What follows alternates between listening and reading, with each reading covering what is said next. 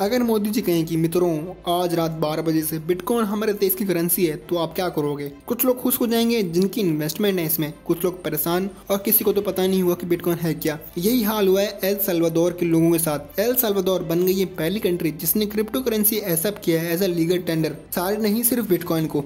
पर इकोनॉमिस्ट कह रहे हैं कि इस एल साल्वाडोर की जो बची हुई इकोनॉमी है वो भी बर्बाद हो जाएगी। आखिर एल साल्वाडोर ने बिटकॉइन क्यों अपनी करेंसी बनाई और इसमें क्या डिसएडवांटेज और एडवांटेज है, जानिए इस वीडियो में। एल साल्वाडोर एक सेंट्रल अमेरिकन पुअर कंट्री है। यहाँ क्राइम रेट काफी हाई है, यहाँ तक कि इसकी कैपिटल 2015 तक वर्ल्ड की तीसरी सबसे डेंजरस प्लेस में आती थी। खैर इस कंट्री के प्रेसिडेंट हैं ये, वैसे आपको कॉलेज के लड़के लग रहे होंगे कोई, पर ये 40 ईयर्स के एक बिजनेसमैन एल साल्वाडोर के प्रेसिडेंट भी हैं। 9 जून को एल साल्वाडोर ने बिटकॉइन को लीगल टेंडर अनाउंस किया था। लीगल टेंडर मतलब होता है कि लीगली रिकॉग्नाइज्ड पेमेंट इंस्ट्रूमेंट। आसान भाषा में बोले तो अगर कोई बिटकॉइन से कुछ परचेज करना चाहता है तो जिससे वो परचेज कर रहा है वो मना नहीं कर सकता बिटकॉइन लेने से। वैसे इस कंट्री की करेंसी 2001 से पहले क्लोन थी। 2001 के बाद इसने यूएस डॉलर को अपनी करेंसी बना ली और अब 2021 में बिटकॉइन। हालांकि बिटकॉइन कंपलसरी नहीं है, डॉलर भी यूज कर सकते हैं, पर फिर भी ये कंट्री बहुत जोर दे रही है बिटकॉइन को यूज करने के लिए। जैसे पहली बार जो अपना अकाउंट ओपन करवाएगा उनकी ऑफिशियल ऐप से उसको $30 मिलेंगे। इसके लिए कंट्री ने कुछ $150 मिलियन का बजट निकाला है और 200 मशीन सेटअप किए हैं ताकि लोग बिटकॉइन को कैश में कन्वर्ट कर सकें। वैसे ऐसा नहीं कि चीजों के प्राइस टैग में 2 करेंसीज लिखी होंगी, एक बिटकॉइन और डॉलर भी। अगर ऐसा होगा तो बिटकॉइन के लिए हर सेकंड प्राइस चेंज करना पड़ेगा इतनी हाई वॉलेटिलिटी की वजह से। असल में वहाँ के लोग उतने ही डॉलर के बिटकॉइन सेंड करने होंगे जितना डॉलर की वो चीज होगी। कुछ रीजन की वजह से बिटकॉइन को डेली यूज डिजिटल करेंसी बनाई गई है।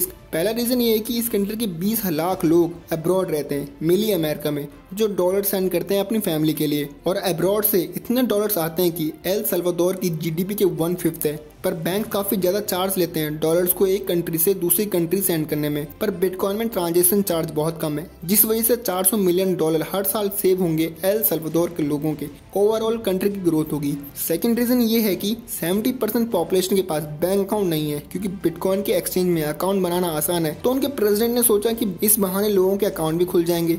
इनके प्रेसिडेंट का ये भी मानना है कि एल साल्वाडोर में काफी ज्यादा इन्वेस्टमेंट आएगी और फॉरेनर उनकी कंट्री के लैंड खरीदेंगे। वैसे एल साल्वाडोर के लोग बिटकॉइन को डेली यूज में ज्यादा इस्तेमाल नहीं करने वाले, क्योंकि अगर बिटकॉइन का प्राइस अगर फ्यूचर में बढ़ने वाला है तो इसको क्यों स्पेंड करना चाहेगा कोई, या अगर बिटकॉइन का प्राइस घट रहा हो तो कोई क्यों इसको अपने पास रखेगा। जैसे कि हमें पता है बिटकॉइन एक दिन में $7,000 से $10,000 बढ़ भी सकता है और उतना ही घट भी सकता है। पर फॉरेन से जो पैसा सेंड करते हैं अपनी कंट्री में, बैंक के ट्रांजेक्शन फी में उनको थोड़ी राहत मिलेगी, उसमें लोग यूज कर सकते हैं। पर किसे पता अगर कोई बिटकॉइन एक कंट्री से दूसरी कंट्री में सेंड कर रहा हो उसी टाइम उसकी बिटकॉइन की प्राइस डिक्रीज भी सकती है और हाँ बढ़ भी सकती है। पर इस डिसीजन की वजह से ही लोग प्रोटेस्ट कर रहे हैं उनके सुप्रीम कोर्ट के आगे। बिटकॉइन को लीगल टेंडर बनाने में पहला डिसएडवांटेज ये है कि बिटकॉइन काफी हाई वॉलेटिलिटी कॉइन है, जिस वजह से according to expert El Salvador को काफी इकोनॉमिक लॉस हो सकता है। क्योंकि बिटकॉइन जो ट्रेडिंग या फिर इन्वेस्टमेंट एसेट है, अगर इसको देश की करेंसी बनाएंगे तो मे बी नेक्स्ट डे में जो 400 बिटकॉइन खरीदे अपनी कंट्री के लिए वो आधे भी हो सकते हैं। इसके बजाय उनको कोई other stable crypto coin consider करना चाहिए था, जैसे कि थेटर जिसकी वैल्यू डॉलर जितनी ही रहती है, उसको भी अडॉप्ट कर सकते थे या फिर other stable crypto currency use कर सकते थे। सेकंड डिसएडवांटेज है कि बिटकॉइन से होने वाला कार्बन इमिशन जो स्वीडन और यूक्रेन जैसी कंट्री से भी ज्यादा है। असल में बिटकॉइन जिस ब्लॉकचेन टेक्नोलॉजी पे बेस है वो काफी इलेक्ट्रिसिटी कंज्यूम करती है। इस वजह से इनके देश के प्रेसिडेंट जब वर्ल्ड बैंक से हेल्प मांगेंगे कि उनके इस प्रोसेस को इम्प्लीमेंट करने के लिए, तो वर्ल्ड बैंक ने मना कर दिया, ये कह कि बिटकॉइन एनवायरमेंट फ्रेंडली नहीं है और इसमें ना ही ट्रांसपेरेंसी है। ये सारे डिसएडवांटेज को कम्प्लीटली अवॉइड करा जा सकता था अगर वहाँ के प्रेसिडेंट कोई ऐसी क्रिप्टो करेंसी को चूज करते जो इलेक्ट्रिसिटी कम कंज्यूम करती, जैसे बिटग्रीन, और जो स्टेबल होती थिएटर की तरह।